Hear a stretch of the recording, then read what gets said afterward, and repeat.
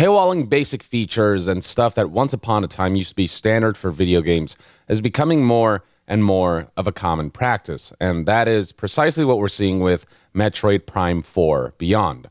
A game that, has been well received by critics generally. It is lower score than past Metroid Prime releases, with them being 90 and above, but still, generally, if you enjoy the Metroid Prime series, you'll like Metroid Prime 4 is the general consensus. But one area of this game that has garnered universal criticism is its desert overworld, which almost acts as the way Hyrule Field does for Zelda, where it's this overworld that connects all of the different dungeons together.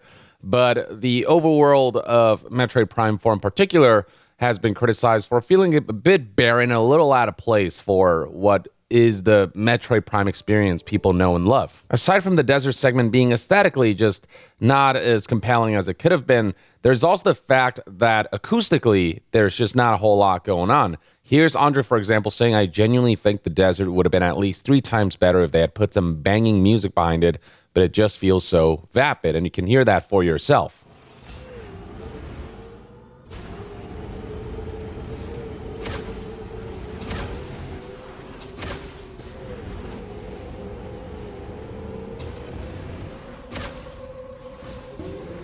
You can hear a bit of this eerie soundscape in the background, but generally the acoustic experience of the desert is just a little hollow. Well, it turns out there's a good reason behind why that is. That's because Nintendo thought that they should sell you the ability to change the background music while you're riding the motorcycle and while you're traversing the desert. Right here we have Nintendo's official page that highlights what specific Amiibos do for Metroid Prime 4 Beyond.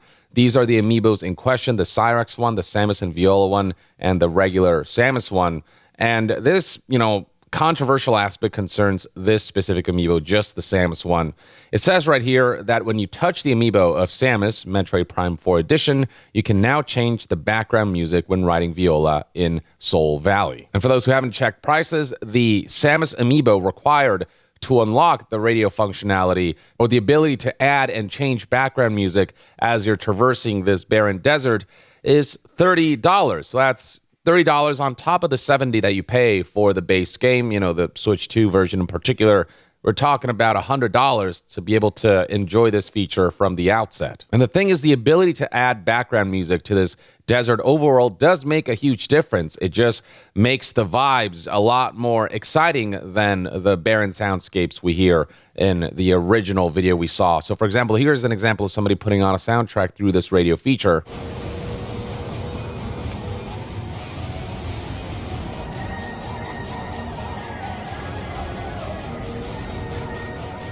I mean, this gives the overworld desert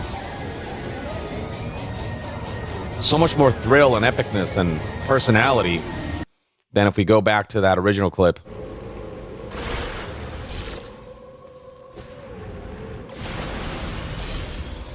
So it does make a significant difference. It does help alleviate some of the boredom of the desert overworld. There's just the drabness that is... There's just the drabness that this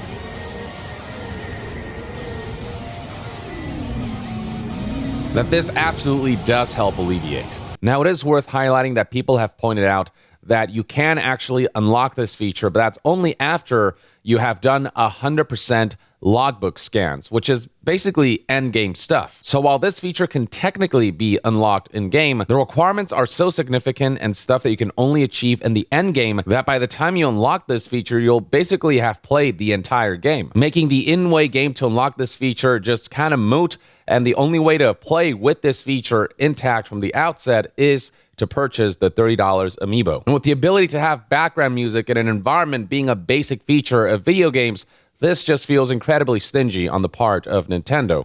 I mean, you look at frickin' Hideo Kojima and Metal Gear Solid 5, as well as Death Stranding 2. and the way they give you a radio feature and you can cycle through freaking licensed music even. I mean, imagine if that stuff was paywalled, given what a huge appeal of the game that one feature was. And it could have been the same for Metroid Prime 4 and its more drab desert segment. Could have helped lighten up that whole area. It's why people don't feel sympathetic in promoting things like the Amiibo, which is this device that can essentially have all the Amiibo data in it without having the Amiibo. And here's Kendrick Lobstar with this sarcastic post. Reminder, it is illegal to use a device like the Amiibo, which is $12, to skirt around the $30 greed of a $4 billion company, unless, of course, you own every Amiibo and manually scan them into the Amiibo after wiping it because it comes preloaded with all of them.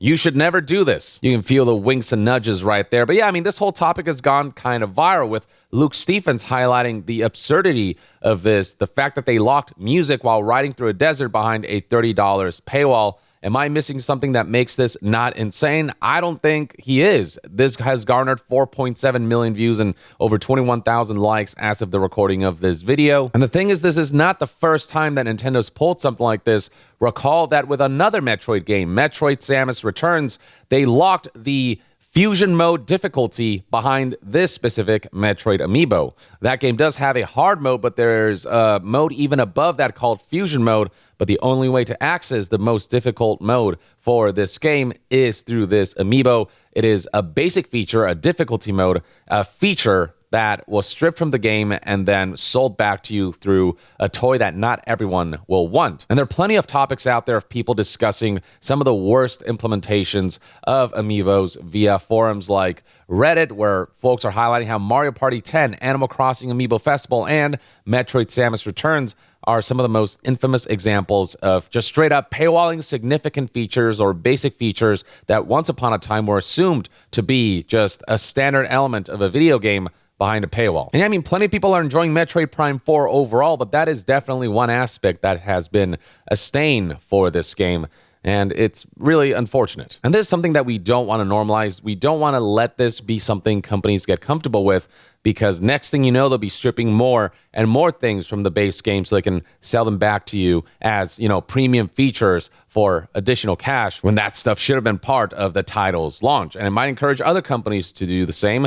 I mean, we've seen something kind of similar happen with Like a Dragon Infinite Wealth, that paywalled the New Game Plus feature, a basic feature of this series of any video game, really, behind the deluxe edition that is $15 more expensive than the standard edition. Stuff like this and what Nintendo is pulling with amiibos is what we want to prevent from being normalized in this industry. Especially when on the other end of the spectrum, you've got plenty of consumer-friendly developers who've given out these kinds of features just as part of the launch experience of the game, or, give out features like New Game Plus either, at launch, or, they release it as a post-launch update for free at no additional cost. And that's how you really show gratitude towards your loyal community. And Metroid has had a very loyal community, and the least you could do for their patience is, just ship a complete game. Because at the end of the day, what Metroid Prime 4 did was release the game slightly incomplete, just stripped away a genuinely convenient and genuinely hype building feature for the desert segment of the game, so that you'd be strong-armed into making an additional $30 purchase for this title. So hopefully this stuff gets called out enough that it discourages Nintendo from doing something similar with future releases, with future Metroid titles. I love the Metroid series, and I want to see it done justice, and I want to see it done right. And I think every bit of positive optics can help this series as it's kind of ramping up. But stuff like this, it's going to create negative PR that will not help the expansion of the series as an IP and franchise. But I'd love to hear what your thoughts and opinions are on Metroid Prime 4 locking music behind this $30 amiibo unless you do 100% of a specific task, which by then you'll be in the end game. Share your thoughts about all that in the comments below, and to be further updated on all things gaming news, reviews, and discussions, stay tuned right here on Young Yeah. I'll see you guys next time. Young out.